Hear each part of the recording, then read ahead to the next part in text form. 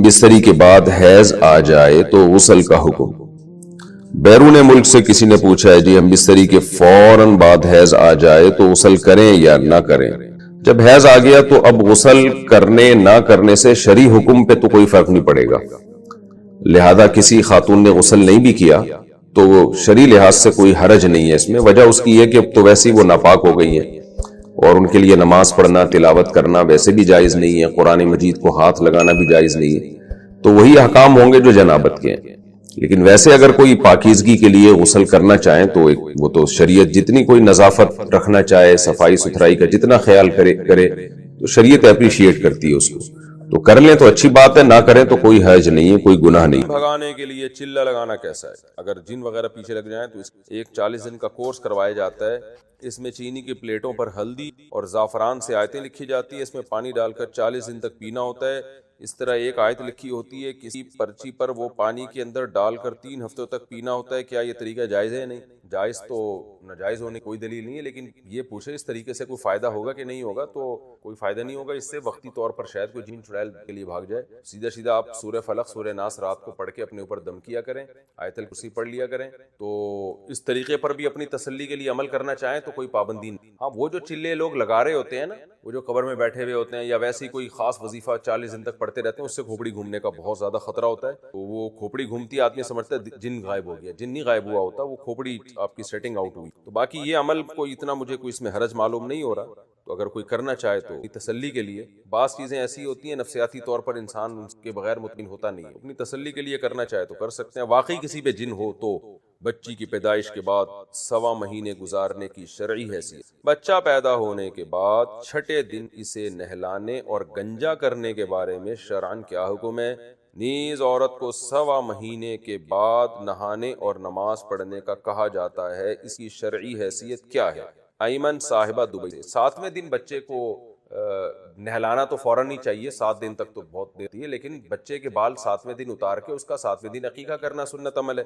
رہا یہ مسئلہ کہ جی یہ جو خواتین کے 1.25 مہینے کی کیا حیثیت ہے، دیکھیں 1.25 مہینہ 40 دن، خواتین کو جو بچے کی ولادت کے بعد نفاس کا خون آتا ہے، جو بلیڈنگ ہوتی ہے، وہ جتنے دن کے بعد بھی رک جائے، عورت پر لازم ہے غسل کر کے نماز شروع کر دے، وہ پاک ہو جائے، اس میں 1.25 مہینے کی کوئی قید نہیں۔ بعض خواتین کو وہ 15 دن آتا ہے، بعض کو 20 دن آتا ہے، بعض کو 1 مہینہ آتا ہے، تو وہ 1.25 مہینے تک اس کو ڈیلے کرنا نماز کو، یہ جائز نہیں ہے۔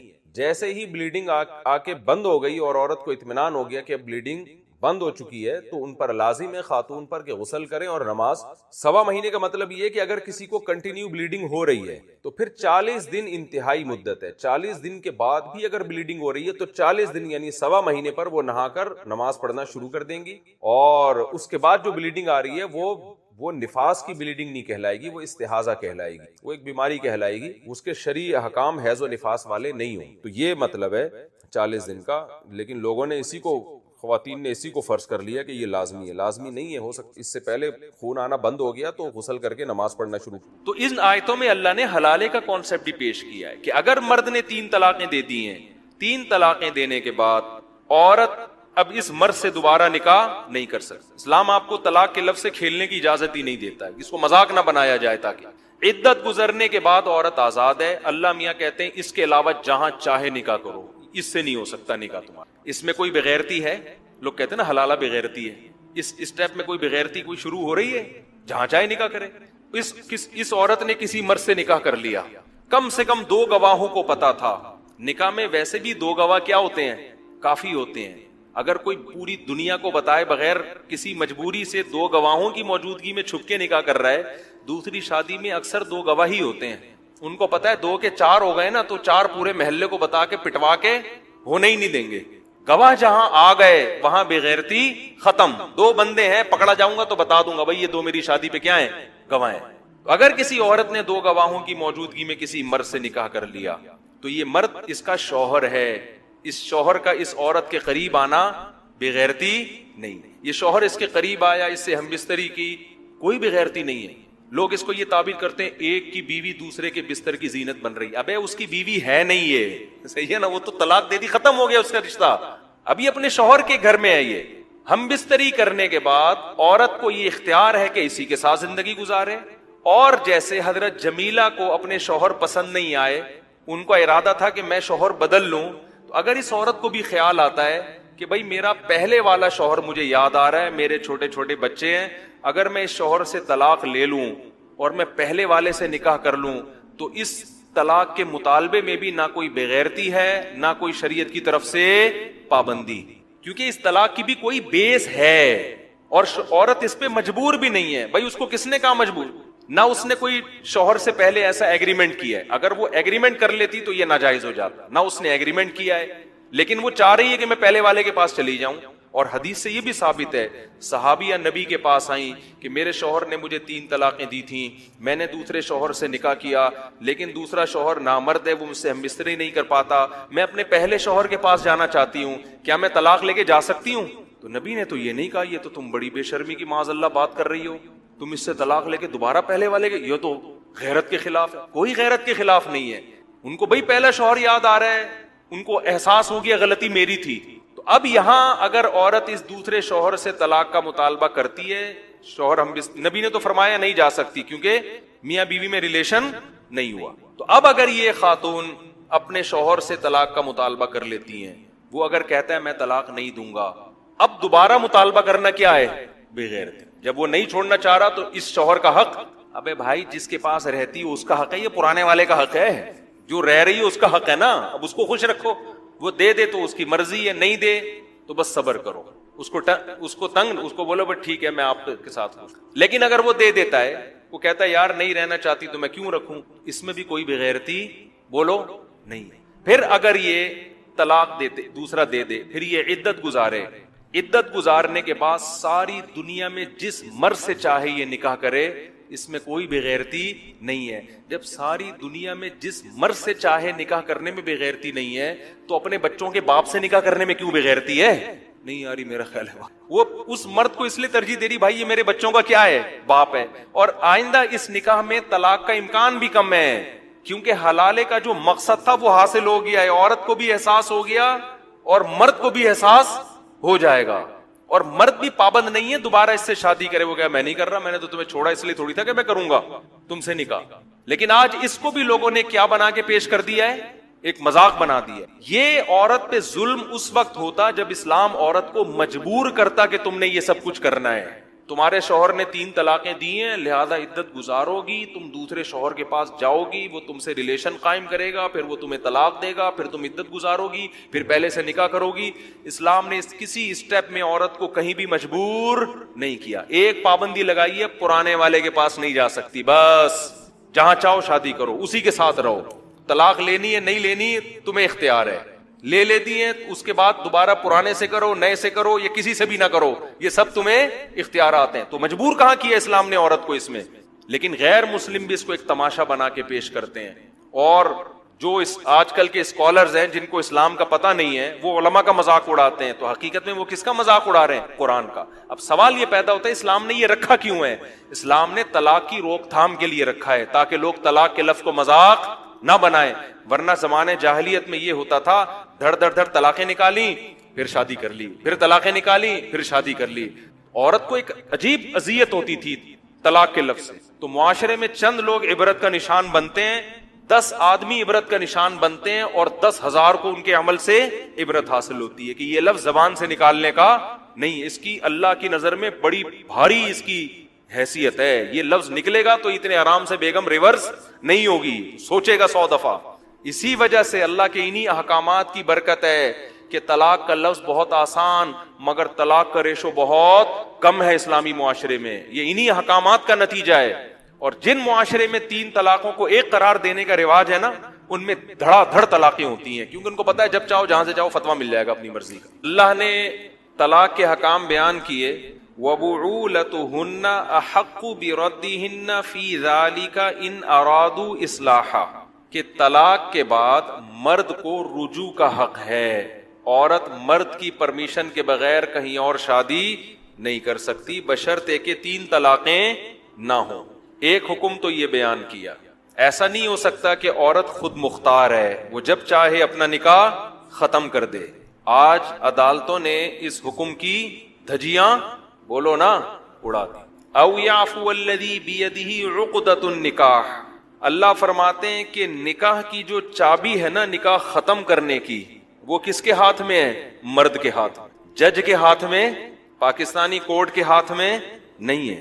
یہ ایک ایسا حکم ہے جس کا ہمارے کنٹری میں اتنا مذاق اڑایا گیا ہے کہ انتہا ہے، اور اس پر کوئی آواز اٹھانے والا نہیں۔ اسلامی نظریاتی کونسل نے بھی ایسی خاموشی کا مظاہرہ کیا ہوا ہے کہ انسان حیران ہوتا ہے، یار جو یہودی مذہب میں جو چیز نہیں ہے، جو عیسائی مذہب میں نہیں ہے، جو صدیوں سے اسلام میں نہیں تھی، وہ اتنی ڈھٹائی کے ساتھ اسلام میں داخل کر دی گئی، اور کیسے اسلامی نظریاتی کونسل بھی خاموش اور ہماری دینی جماعتیں بھی خاموش۔ نکاح میں داخل ہونے کے لیے عورت کی مرضی ضروری، نکاح سے نکلے گی عورت اپنی مرضی سے، بولو نہیں۔ اب اس پہ لبرل لوگ اعتراض کرتے ہیں مرد کو اتنے اختیارات کیوں دیے، اس اعتراض کا کیا جواب ہے؟ میں ان جوابات میں ابھی نہیں جاتا، یہ ان لوگوں کے لیے جو اسلام کو مانتے نہیں ہیں۔ ان اعتراضات کے جوابات انہیں دیے جائیں گے جن کو اسلام سمجھ میں نہیں آتا، جو غیر مسلم ہیں، تو ہم ان سے تو خطاب کر ہی نہیں رہے نا، انہیں تو ہم اور طرح سے سمجھائیں گے۔ ہم تو ان کو خطاب کر رہے ہیں جو کس کو فالو کرتے ہیں؟ اسلام۔ کوئی بھی خاتون اٹھ کے کورٹ میں جاتی ہے، شوہر پہ کیس کرتی ہے، مجھے خلا چاہیے، کبھی سچے الزامات ہوتے ہیں، کبھی جھوٹے الزامات ہوتے ہیں، لیکن کورٹ بہرحال پابند ہے اسے خلا کی ڈگری تھمانے پر۔ شوہر اس پہ سگنیچر کرے یا نہ کرے، نہ کورٹ کی صحت پہ اس سے کوئی فرق پڑتا ہے، نہ عورت کی صحت پہ اس سے کوئی فرق پڑتا ہے، نہ اس کے گھر والوں کی صحت پہ اس سے کوئی فرق پڑتا ہے۔ لیکن قرآن ان احکام کو بیان کر کے کہتا ہے وَلَا تَتَّخِذُوا آیَاتِ اللَّهِ هُزُوًا، اللہ کی ان آیات کا مذاق مت بناؤ۔ سمجھتے ہو؟ خلا آج بہت سے جاہل یوٹیوب پہ بیٹھے ہوئے ہیں جن کو نہ اسلام کی الف کا پتہ نہ بے کا پتہ، لیکن مفتی بنے ہوئے ہیں۔ میں نام نہیں لوں گا، پھر ایک نیا ایشو کھڑا ہو جاتا ہے نا، جنگ شروع ہو جاتی ہے۔ بہت سے جاہل، عوام ان کو عالم اس لیے سمجھتی ہے کہ عوام کے پاس علم ہوتا ہی نہیں ہے۔ جب آپ کے پاس خود علم نہیں ہوتا، آپ ان کے ریفرنس اور حدیث کے حوالے دیکھ کر متاثر ہوتے ہو کہ یار بڑی نالج ہے، نہ آپ کو اس حدیث کا ترجمہ آتا ہے، نہ آپ کو اس حدیث کا مفہوم آتا ہے۔ بعض جاہلوں نے سورہ بقرہ کی ان آیات سے استدلال کیا ہے کہ عورت کو خلا کا حق ہے، اور سورہ بقرہ کی آیتیں میں ابھی آپ کے سامنے پڑھوں گا کہ فَإِنْ خِفْتُمْ أَلَّا يُقِيمَا حُدُودَ اللَّهِ، اگر تمہیں خوف ہو کہ میاں بیوی اللہ کی حدود پہ قائم نہیں رہ سکتے، فَلَا جُنَاحَ عَلَيْهِمَا، تو میاں بیوی پر کوئی حرج نہیں ہے، فی ما، اس رقم کے بارے میں، افتدت بھی، جس رقم کو عورت شوہر کو دے کر اپنی جان چھڑا لے۔ اسے کیا کہا جاتا ہے؟ خلا۔ اس عمل کو کیا کہا جاتا ہے؟ کہ عورت شوہر کو رقم دے اور اپنی جان چھڑا لے۔ یہ آیت ہے جس سے یہ کہا جاتا ہے کہ عورت کو بھی خلا کا حق ہے۔ یہ خوب سمجھ لیں، اس آیت کا مطلب یہ نہیں ہے کہ عورت جب چاہے شوہر کو مہر واپس کر کے اپنی مرضی سے جان چھڑا لے۔ پوری امت کا اجماع ہے کہ اس میں شوہر کی رضا ضروری ہے، اس کی مرضی کے بغیر وہ رقم دے کے جان نہیں چھڑا سکتی۔ کیوں؟ فدیے کا لفظ بتا رہا ہے، افتدت بھی، افتدا، یہ فدیہ جب بھی ہوتا ہے نا تو اس میں یہ ایک ایگریمنٹ ہے، اور ایگریمنٹ ہمیشہ دونوں طرف سے ہوتا ہے۔ تو یہ جو کہا جاتا ہے کہ اسلام میں عورت کو خلا کا حق ہے، اس کا مطلب کیا ہے؟ اس کا مطلب یہ کہ عورت کو یہ حق حاصل ہے کہ اگر وہ شوہر کے ساتھ نہیں رہنا چاہتی، وہ سمجھتی ہے میرے ساتھ ظلم زیادتی ہو رہا ہے، میرے ساتھ ظلم زیادتی ہو رہی ہے، تو اگر وہ شوہر کو مہر واپس کر کے اس سے ڈیورس کا مطالبہ کر لے تو اس مطالبہ کرنے میں کوئی گناہ نہیں ہے۔ یہ مطلب ہے قرآن کی آیت کا۔ اور مرد کے لیے بھی جائز ہے کہ وہ مہر واپس لے کے اس کو ڈیورس دے دے یا خلا کے پیپر پہ سائن کر دے۔ اس صورت میں مرد کو بھی کوئی گناہ نہیں ملے گا۔ یہ اصل میں یہ بتایا جا رہا ہے کہ بعض مذاہب میں عورت کی طرف سے طلاق کے مطالبے کو بہت برا سمجھا جاتا تھا۔ عورت مطالبہ کرے، مہر واپس کرے، شوہر ڈیورس دے دے، اس کو بہت برا سمجھا جاتا تھا۔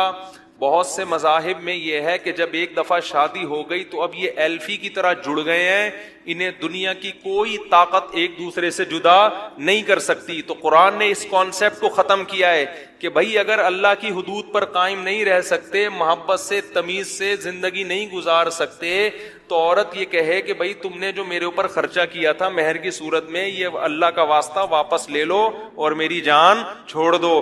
ایسی صورت میں عورت کو مطالبے کا گناہ نہیں ملے گا, شوہر جان چھوڑ دے گا اس کو بھی گناہ نہیں ملے گا. یہ مطلب نہیں ہے کہ عورت پیسے دے اور جج خلا کی ڈگری تھما دے, یہ کسی کے نزدیک اس آیت کا یہ مطلب نہیں ہے. سمجھ رہے ہیں کہ نہیں سمجھ رہے ہیں؟ تو آپ فیصلہ کرو, ہم مسلمان ہیں یا ہندو ہیں, ہم ایتھیسٹ ہیں, ملحد ہیں, کیا ہیں آپ؟ آج خواتین نے ایک مذاق بنا لیا اس کو. بھائی میں چیخ چیخ کے تھک گیا ہوں, بول بول کے تھک گیا ہوں ممبر سے, نہ کلپ وائرل ہوتا ہے اس طرح کا, نہ پتہ نہیں وہ کدھر دب جاتا ہے, نہ کوئی سن رہا ہے. جب مسئلہ ہوا گئے عدالت, کھلا لے کے نکل لی. سمجھتے ہیں پہلی بات, اور یہ ہوائی باتیں نہیں ہے, پوری امت کا اجماع ہے, اور اس اجماع کی دلیل صحیح بخاری کی حدیث ہے. صحیح بخاری میں ہے اول خلع فی الاسلام, اسلام میں سب سے پہلے خلا کا واقعہ. اس آیت پر نبی نے عمل کر کے دکھایا. سب سے پہلے کیسے عمل کیا؟ حضرت جمیلہ بنت ثابت رضی اللہ عنہا, بخاری کی حدیث ہے, وہ رسول اللہ صلی اللہ علیہ وسلم کے پاس آئیں. بعض لوگ کہتے ہیں آپ حوالے نمبر پیش نہیں کرتے. بھائی آپ یہ حدیث گوگل پہ ڈالو, نمبر آ جائے گا. میں اب نمبروں میں ٹائم کیوں اپنا لگاؤں میں, جب مجھے پوری حدیثیں ویسے ہی یاد ہیں. اگر آپ کو کسی حدیث پر اشکال ہو, آپ چیلنج کر دو کہ یہ مفتی صاحب نے غلط حدیث سنائی ہے, ایسی کوئی حدیث نہیں ہے. آپ چیلنج تو کرو نا, پھر میں پیش کروں گا. جب ایک آدمی کسی پہ دعویٰ کر رہا ہے اور سامنے والا اس دعوے کو مان لے, تو پھر عدالت مانگے گی گواہ. آپ انکار کرو, ہم پیش کریں گے انشاءاللہ. کیونکہ ہمارے تو دن بھر میں بہت سارے ٹاپک ہیں, ایک چیز پہ تھوڑی بات کرنی ہوتی ہے ہم نے. تو بخاری کی حدیث ہے, رسول اللہ صلی اللہ علیہ وسلم کے پاس حضرت جمیلہ بنت ثابت آئیں. عرض کیا, یا رسول اللہ, میری شادی ہوئی ہے, بی من الجمال ما ترا, آپ جانتے ہیں میں کس قدر خوبصورت اور حسین عورت ہوں, لیکن میرے شوہر, سوری جمیلہ بنت ثابت نہیں, حضرت جمیلہ تھی, ان کے والد کا نام اس وقت ذہن سے نکل گیا میرے. ان کے شوہر تھے ثابت الانصاری. میرے شوہر جو ثابت ہیں, جب میری شادی ہوئی ان سے تو وہ قد کے لحاظ سے انتہائی چھوٹے, رنگ کے لحاظ سے انتہائی سیاہ, اور پھر قسم اٹھا کے کہنے لگی, اللہ کی قسم مجھے ان کے دینداری اور اخلاق پر کوئی اعتراض نہیں ہے, لیکن میں انتہائی خوبصورت عورت, اور میرے شوہر صورت کے لحاظ سے مجھ سے بالکل بھی میچ نہیں کرتے. بغیر دیکھے نکاح ہو گیا, اب ہو گیا, غلطی ہو گئی ان سے, اور میں ایک دن بھی ان کے ساتھ گزارا نہیں کر سکتی. اور پھر آپ نے فرمایا, اکرہ الکفر فی الاسلام, میں اسلام میں کفر کو پسند نہیں کرتی. یعنی میں ہوں مسلم, مگر شوہر کے ساتھ میرا سلوک ایسا ہو جو کسی مسلمان پہ زیب نہیں کرتا, یہ بات میں پسند نہیں کرتی. مجھے شوہر ایسا چاہیے جس سے مجھے محبت ہو. اب یہ مطالبہ معقول تھا, ٹھیک ہے بھائی, دیکھنا چاہیے تھا پہلے شادی سے پہلے, لیکن ایک غلطی ہو گئی. اب یہ تو نہیں کہ اس غلطی کو قیامت تک اب ایسے ہی.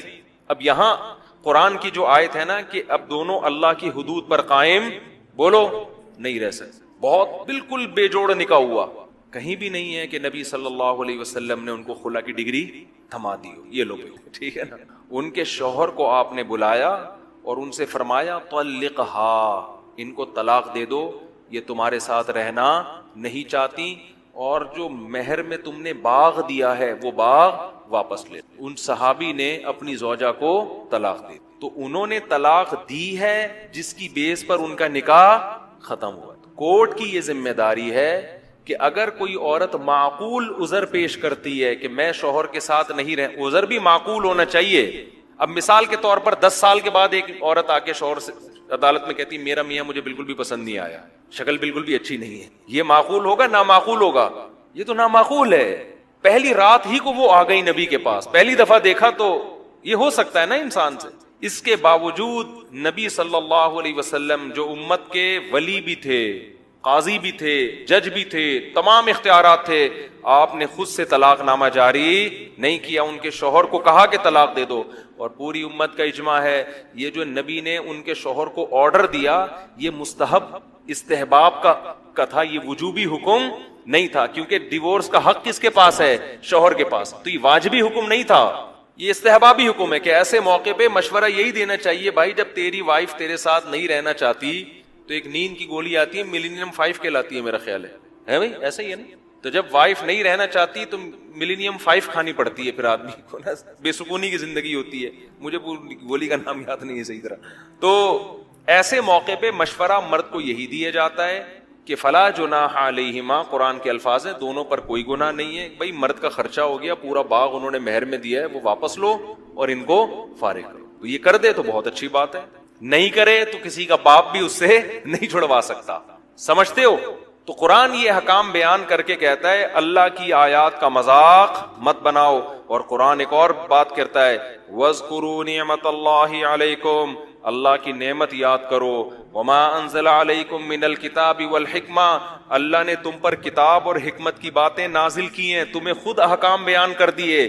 خدا خود تمہارے لیے احکام بیان کر رہا ہے تو کتنی بڑی ناشکری ہوگی کہ اس خدا کے حکم کو چھوڑ کر تم کس کے پاس جا رہے ہو؟ انسانوں کے بنائے ہوئے قوانین کو فالو کر رہے ہو. یہ آپشن دنیا میں کسی قوم کے پاس نہیں ہے. یہ نعمت کسی قوم، انگریز کے پاس خدائی احکام نہیں ہے، انگریز کے پاس نہیں ہے. تورات کیا ہے، انجیل کیا ہے، اس کو نہیں پتا بیچارے کو. ہندو کے پاس نہیں ہے، سکھوں کے پاس نہیں ہے. اللہ کہہ رہے تمہارے پاس تو قرآن میں حکام لکھے ہوئے ہیں، ان احکام کو چھوڑو گے تو یہ خدا کے حکم کی ناشکری ہوگی، خدا کی نعمت کی ناشکری ہوگی. سمجھتے ہو؟ ایک بات تو یہ ہو گئی. ایک اور بات اس میں پھر میں آگے چلتا ہوں. چند صورتیں ایسی ہیں جس میں عدالت طلاق دے سکتی. اس کو طلاق نہیں کہتے، اس کو کہتے ہیں فسخ نکاح. نکاح کو کیا کر سکتی ہے؟ فسخ. وہ جب ہے جب عورت پہ ناقابل برداشت ظلم ہو رہا ہو اور مرد اس ظلم سے پیچھے ہٹنے کے لیے تیار نہ ہو. وہ ظلم بھی وہ نہیں جس کو لوگ ظلم کہتے ہیں. مثال کے طور پر میاں بد اخلاق ہے، اس ظلم کی بیس پر عورت طلاق کا مطالبہ تو کر سکتی ہے لیکن عدالت سے یک طرفہ خلا نہیں لے سکتی، کیونکہ بد اخلاقی کوئی ایسا پیمانہ نہیں ہے. دنیا میں کوئی اچھے اخلاق کا ہوتا ہے، کوئی کیا ہوتا ہے؟ بد اخلاق. یہ کوئی ضبط کرنے والی کوئی تھرمامیٹر تھوڑی ہے کہ کتنے کلو بد اخلاق ہے جی آپ کا میاں. یہ تو ہر گھر میں ہوتا ہے، کوئی اونچی زبان کا ہوتا ہے، کوئی بری زبان کا ہوتا ہے. تو چند کنڈیشن ایسی ہیں. مثال کے طور پر شوہر رخصتی کے لیے ایگری نہیں ہے، نکاح ہو گیا اور شوہر مارکیٹ سے بولو شارٹ. بعض ایسے ہوتے ہیں، اس کو کہتے ہیں متعنت، ضدی. ابے تو رکھ اپنی بیوی کو، نہیں رکھتا تو چھوڑ کے فارغ کر. نہ وہ طلاق دے رہا ہے اور نہ وہ گھر بسانے کے لیے تیار ہے. یہ اس کو کہتے ہیں متعنت، ضدی. جب میں نہیں مانوں تو اسلام نے تو اس کو حق دیا، بھائی تیری بیوی ہے لے آنا گھر میں. یہ کہنا نہیں گھر میں بھی نہیں لاؤں گا میں. جیسے بعض لوگ نکاح کیا، لندن چلے گئے، امریکہ چلے گئے، بھول گئے پیچھے کوئی ان کی بیوی بھی ہے. نہ خرچہ بھیج رہے ہیں، نہ اس کو بلا رہے ہیں، نہ اس کے پاس آ رہے ہیں، فون بند کر کے رکھ دیا. تو ظاہر ہے یہ حدود اللہ یہ تو نہیں ہے نا. یہ تو اب جج یہاں شوہر کو پہلے یہ کہے گا کہ بھائی ہم مانتے ہیں تیری بیوی ہے، تو اگر اس کو اپنے ساتھ لے جاتا ہے تو ہم نکاح ختم نہیں کریں. شوہر پھر بھی کہتا ہے نہیں جاؤں گا. عدالت کہتی ہے اس کا نان نفقہ دو، اس کو اپنے ساتھ. کہہ رہے نہیں میں نہ میں طلاق دوں گا نہ میں نان نفقہ دوں گا. تو پہلے عدالت اس کو فورس کرے گی دے طلاق، پھر بھی نہیں دیتا تو ایسی صورت میں شریعت نے جج کو شوہر کا نائب بنایا ہے کہ وہ شوہر کی نیابت میں اس کو ڈیورس بولو دے سکتا ہے. یہ کنڈیشن ایسی ہے جس میں عدالت کا یک طرفہ خلا بھی کیا ہو جائے گا؟ درست. اسی طرح شوہر نامرد ہے تو عدالت اس کو 1 سال کی مہلت دے گی. ایسا نہیں ہوگا کہ عورت نے کیس کیا فوراً کھٹک سے عدالت نے خلا کی ڈگری تھما دی. نہ نہ جج کیا کرے گا؟ شوہر کو علاج کے لیے بولو نا 1 سال کی مہلت دے گا. اگر 1 سال تک بھی وہ اس قابل نہیں ہوتا کہ اپنی زوجہ سے ریلیشن قائم کر سکتا ہے، پھر عدالت اس نکاح کو عورت کے مطالبے پر شوہر کی مرضی کے بغیر بھی ختم کر سکتی. تیسری کنڈیشن ہے بے تحاشا مار پیٹ. بیوی پہ ہاتھ اٹھانا اچھا کام نہیں ہے، لیکن کبھی کبھار کسی نے تھپڑ لگا دیا، مار دیا، کوئی اپریشیٹ نہیں کیا جائے گا. لیکن اس بیس پہ ایسا نہیں ہوگا کہ عدالت میں عورت پہنچ جائے کہ میرے میاں نے آج چماٹ مارا ہے مجھے اور مجھے خلا کی ڈگری چاہیے. اس بیس پر عدالت عورت کو خلا نہیں دے سکتی. اب لبرل لوگ میرے خلاف کلپ بنائیں گے، دیکھو یہ لوگ کہتے ہیں بیویوں کو مارو. بھائی ہم نہیں کہہ رہے مارو، لیکن اگر کسی نے مارا ہے، پیٹا ہے، غلط کیا لیکن اس بیس پر عورت کو یہ حق نہیں ہوگا کہ وہ نکاح ختم کر دے. مثال کے طور پر ایک عورت آپ کے ابا کو گالیاں دے رہی ہے, آپ نے اٹھا کے تھپڑ لگا دیا. خواتین کیا کرتی ہیں, فوراً نشان نہ اپنے تصویر کھینچی, انگلیوں کے 5 نشان کورٹ میں داخل کر دیا, یہ دیکھو اس نے مجھے بے تحاشا مارا ہے. عدالت کہتی ہے چلو جی خلا کی ڈگری. یہ غلط ہے. آپ اسلام کو فالو کر رہے ہو تو یہ چیزیں نہیں چلیں گی. بے تحاشا جیسے بلا وجہ مارتا ہے, بے تحاشا مارتا پیٹتا ہے, تو یہ تو یعنی بین ضرر ہو, واقعی ایسا ضرر ہو جس کو لگے کہ یار یہ انسان کا بچہ نہیں ہے, یہ کیا ہے, یہ گھر بسانے والا آدمی نہیں ہے, یہ ٹھڑک پوری کرنے کے لیے شادی کی ہے اس نے, وہ مار کٹائی کے لیے. بال لوگوں کو مارنے کی ٹھڑک ہوتی ہے نا. تو ایسے ہی جب تک واضح ضرر نہیں ہوگا اس وقت تک عدالت کا یک طرفہ خلا کی اسلام میں کوئی حیثیت نہیں ہے. اور ان میں بھی بہت سے کیس ایسے ہیں جس میں شوہر کو مہلت دی جائے گی. سمجھتے ہو, ایک حکم تو اللہ نے یہ بیان کیا, آج اس حکم کی کھلے عام دھجیاں اڑائی جاتی ہیں. دوسرا آرڈر اللہ نے کیا بیان کیا, اللہ نے بتایا الطلاق مرتان, 2 دفعہ طلاق کے بعد شوہر کو رجوع کا حق ہے. آگے اللہ فرماتے ہیں فَإِن طَلَّقَهَا, اگر مرد نے تیسری طلاق دے دی, اللہ نے کوئی فرق نہیں کیا کہ اسی مجلس میں دی ہو یا 1 مہینے بعد دی ہو, اگلے دن دی ہو, 1 سیکنڈ بعد دی ہو, 6 مہینے بعد دی ہو. قرآن صاف لفظوں میں کہہ رہا ہے اگر تیسری دے دی فَلَا تَحِلُّ لَهُ مِن بَعْدُ, تیسری طلاق کے بعد یہ عورت اپنے شوہر کے لیے حلال نہیں ہے. اس حکم کی بھی آج دھجیاں اڑائی جاتی ہیں. دھڑ دھڑ دھڑ طلاقیں نکال کے اہل حدیث سے فتویٰ لا کے حرام بیوی کو اپنے اوپر کیا کر لیتے ہیں, حلال کر لیتے ہیں. کسی ایک صحابی سے ضعیف سند سے بھی ثابت نہیں ہے کہ کسی نے یہ فتویٰ دیا ہو کہ 3 طلاقیں دے کے کوئی آیا ہو اکٹھی, اور ان صحابی نے کہا ہو کہ چونکہ اکٹھی ہیں لہذا کتنی ہے, 1 ہے. حالانکہ صحابہ کے درجنوں فتاوی احادیث کی کتابوں میں ہے. تو یہ اہل حدیث حضرات نے بہت بڑی غلطی ہوئی ہے, ان سے مسٹیک ہوئی ہے, ان سے ہو گئی. آپ اس مسٹیک میں ان کو فالو نہ کریں. بیوی اس سے حلال نہیں ہوگی کیونکہ قرآن نے طلاق کے حکام کو 2 اور 2 4 کی طرح بیان کر دیا ہے, بالکل واضح. اب کسی نے ہٹ دھرمی کی قسم اٹھا لی ہو ڈٹائی کی, اور وہ کہتا ہے کہ قرآن میں اکٹھی 3 ہے ہی نہیں, وہ جھوٹ بول رہا ہے. سمجھ رہے ہیں نا, قرآن میں 3 طلاقوں کے حکام 2 جگہ بیان کیے ہیں. ایک سورہ بقرہ میں, اس میں اللہ نے بتایا تیسری دے دی تو حلال نہیں ہے. سورہ طلاق 28ویں پارے میں اللہ نے طلاق دینے کا صحیح طریقہ بتایا ہے. بعض لوگ ان دونوں آیتوں کو کیا کر دیتے ہیں, مرج کر دیتے ہیں. سورہ طلاق میں بتایا کہ اکٹھی دینا جائز نہیں ہے, اکٹھی 3 طلاقیں دینا جائز نہیں ہے. جب دو گے تو وقفے سے دو گے, 1 مہینے میں 1, پھر دوسرے مہینے میں دوسری, پھر تیسرے مہینے میں تیسری. اور اس کی اللہ انہی آیتوں میں حکمت بیان کر رہا ہے, لا تدری لعل اللہ یحدث بعد ذلک امرا, ہم تمہیں تقسیم کر کے طلاق دینے کا حکم اس لیے دے رہے ہیں شاید اللہ جوڑ کی کوئی صورت پیدا کر دے. صاف پتہ چل رہا ہے کہ اگر اکٹھی دے دی تو جوڑ کی صورت پیدا نہیں ہوگی. آج طلاق کے یہ احکام کی دھجیاں اڑا رہے کہ نہیں اڑا رہے؟ کتنے لوگ ایسے بیویوں کو 3 طلاقیں دیتے ہیں اور فتویٰ لا کے بولو رکھ لیتے. کوئی کہتا میں غصے میں تھا, کوئی کہتا میری کھوپڑی کام نہیں کر رہی تھی, کوئی کہہ رہا کہ 3 ہوتی نہیں ہے, فلانے کا فتویٰ. ڈاکٹر ذاکر نائک میرے لیے آپ سے زیادہ قابل احترام ہے, لیکن وہ مفتی نہیں ہے, اور ڈاکٹر صاحب نے بھی اس فتوے اب اس کو بیان بھی نہیں کرتے. ان سے میری براہ راست جب ڈاکٹر صاحب سے بات ہوئی تو انہوں نے کہا میرا اس معاملے میں پہلے زیادہ اسٹڈی نہیں تھی, اس لیے میں کہتا تھا 3 طلاقیں 1 ہوتی ہیں. اب میں نے جب اسٹڈی کی ہے تو ان کی رائے کیا ہوئی مجھے نہیں پتا, لیکن پہلی والی رائے ان کی بہرحال وہ والا موقف اب ان کا نہیں ہے, اسی وجہ سے اب وہ یہ مسئلہ بیان بھی نہیں کرتے. سمجھتے ہو؟ تو پوری امت ایک طرف ہے میرے بھائی, سارے صحابہ, تابعین, 4 ائمہ, قرآن, اور وہ جو مسلم کی حدیث پیش کی جاتی ہے اس کا میں کئی بار جواب دے چکا ہوں کہ نبی کے دور میں 3 ایک سمجھی جاتی تھی, اس کا کیا مطلب ہے وہ میں کئی بار جواب دے چکا ہوں.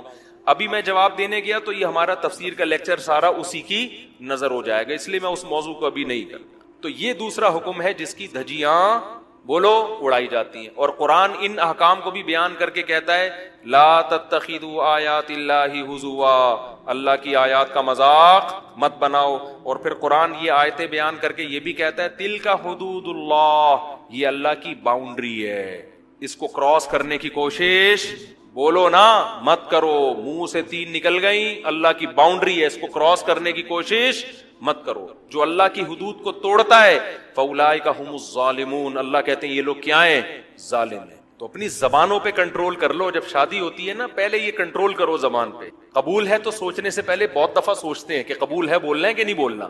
قبول ہے میں کبھی نہیں کوئی کہتا میری شادی ہو گئی دلہن کے پاس جا رہا ہے ابے میرا تو منہ سے قبول ہے نکل گیا تھا یار.